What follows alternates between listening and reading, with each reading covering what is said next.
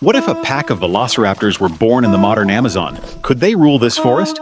You don't remember the rift. You only remember the shell, the dark, the warmth, and then the crack of light, 6 eggs in the mud of a floodplain. One by one, you break into the world. Toro splits his first, the biggest of you, a rust-red streak running down his spine, a tail that forks at the tip.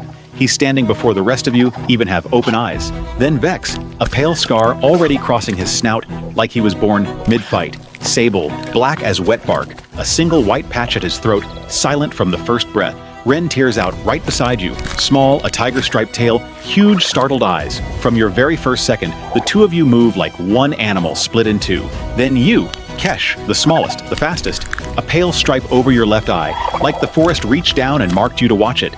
And last, Pip, soft down, still clinging to him. A short, blunt tail that hasn't grown in yet. He's slow to stand. He's always the last. Here's the truth. The movies never told you. A real velociraptor is not a towering monster. Fresh from the egg, you weigh less than a kitten. Fully grown, you'll top out near 15 kilograms. Turkey-sized, covered in feathers, your bones hollow and light, fast, clever, fragile. You are born believing you are kings. The forest never got the message. You've barely learned to walk when the shadow falls. A harpy eagle. To it, a hatchling raptor weighs nothing at all. It drops without a sound. 2 meters of wing, talons as long as a bear's claws. It takes Pip. No struggle, no cry, just soft down, drifting back to the mud where your brother stood a heartbeat ago.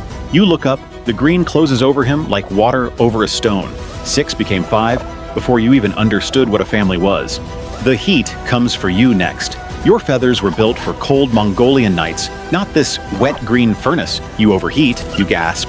Damp rot creeps into your plumage and biting things burrow into your skin. The Amazon starts punishing you long before anything tries to eat you. So you learn. You move in the cool hours, at dawn and dusk. You learn to read the forest sounds, which cry means food, which silence means run. And you learn what that curved claw on your second toe is really for, not to slash, to pin. You drop your full weight onto a lizard, hook it to the ground, and hold it there while it dies beneath you. Your first true meal. It works, so you do it again. 5 hungry siblings, learning the same hard lesson. Slowly, you stop feeling like something the forest threw away and start feeling like something it should fear. Then you find the river, and on its bank you find your first great meal, a capybara, 60 kilograms of slow, soft flesh, the largest rodent alive, and one of the gentlest creatures in the whole jungle. No horns, no claws, no fight in it at all. You spread out and surround it. It freezes, it stares, then it turns and bolts for the water. You think it's afraid of you, you think it's too terrified to even fight back. It isn't, it's just running. That is the only thing a capybara has ever known how to do. But you are 5, and it is alone. And this once, speed and numbers are enough. You drag it down together. You eat until your bellies ache. Fuller than you have ever been. That night, you sleep in a warm, breathing pile, certain of yourselves. You believe you've cracked the rules of this place. You have learned nothing at all. The seasons turn. You grow, leaner, faster, sharper with one another. You read Ren's every step without looking. Sable can run a deer into the ground. Toro walks the tree line like he built it. But here is what the ancient blood never gives you. There is no vigor. Not for your kind. You will never swell into a giant that shrugs off the jungle. Subadult is your ceiling. This is as strong as you get. All that growing ever did was make you slow to understand one thing. In this forest, you are still small.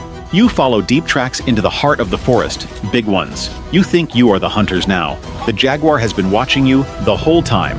It is 100 kilograms of muscle, built by this jungle, for this jungle, and it does what no crocodile and no eagle does. It bites straight through the skull. One bite, that is all it needs. Toro charges first. Of course he does. He was always first. The jaguar catches his head in its jaws, and the sound cuts his roar in half. Vex goes in blind with rage. He lasts 3 seconds. You and Sable and Ren scatter, but the trees you trusted as cover are a cage. Your speed is worthless where you cannot run in a straight line. A single paw rakes across Sable's ribs, and something deep inside him breaks. You do not win. You do not even wound it. You live only because it lets you. 3 of you crawl out of that clearing, and the smell of blood follows you into the dark. Because in this jungle, blood always calls smaller, more patient things. Sable's wound will not close. In this heat, an open wound is an invitation. The flies find it first. Then, the rot sets in beneath the skin. He burns with fever. He walks a little slower every day. He falls behind, and he has no defense against any of it. These are modern germs, and 75 million years too late, his body has never met a single one of them. It never learned how to fight back. One rainy night, Sable lies down at the edge of camp, and he does not get up. No battle, no enemy to blame, just the quietest death of them all. 3 became 2. For a while, it is only the two of you and Ren. 6 was a pile of warmth, a wall of bodies, a noise that never stopped. 2 is quiet. At night, you still leave a space where the others should be, and the space stays empty. Hunting is harder now. 2 raptors cannot bring down a capybara. Those days died with your brothers. You are back to lizards, to insects, to whatever small thing you can pin. Some nights you sleep hungry, pressed spine to spine, sharing what little heat the two of you have left, but you learn how to be 2. You hunt in turns and in tandem, one to flush, one to catch, reading each other so closely you barely need a sound. When one of you sleeps, the other watches the dark. Neither of you is ever truly alone again, and in the gray hour before dawn, you do the smallest thing of all. You clean each other's feathers, pulling free the ticks and the rot this wet forest breeds without end, the parasites that never stop coming. Ren tucks her head beneath your jaw. You work the mud from the stripes on her tail. It isn't hunting, it isn't surviving, it's just trust. The last soft thing left in a world that has taken everything else. You are not strong, you never were. But together, you are still here. And for a little while, that is almost enough. Then the rains refuse to stop. The river rises, higher, then higher still. Meters of it, swallowing the banks, the trees, the very ground you slept on. This is the pulse of the Amazon, and it drowns everything that cannot climb. You and Ren catch a drifting log, you haul each other up onto it. You brace together against the cold and the black current, all through the endless rain. And for the first time, working together doesn't kill anything. It simply keeps the two of you alive. When the water finally falls, it leaves behind a quiet, shining bend in the river. Green, still, safe. You let yourselves believe it. Ren goes down to drink. The water doesn't ripple. It explodes. The anaconda is the heaviest snake that has ever lived. It lies in the shallows, invisible, and it does not chase its prey. It waits, it takes hold, it pulls down, and it does not let go. Ren doesn't even have time to scream. The one who hatched beside you, who moved like your own shadow, gone under the muddy water in the space of a single breath. You stand frozen at the bank. The ripples spread wide, and flatten, and vanish. 2 became 1. You do not make a sound. You slip into the thickest tangle of green you can find, press yourself into a crack in the rock, and you go still. The same stillness that once meant safety, back when stillness was only a game.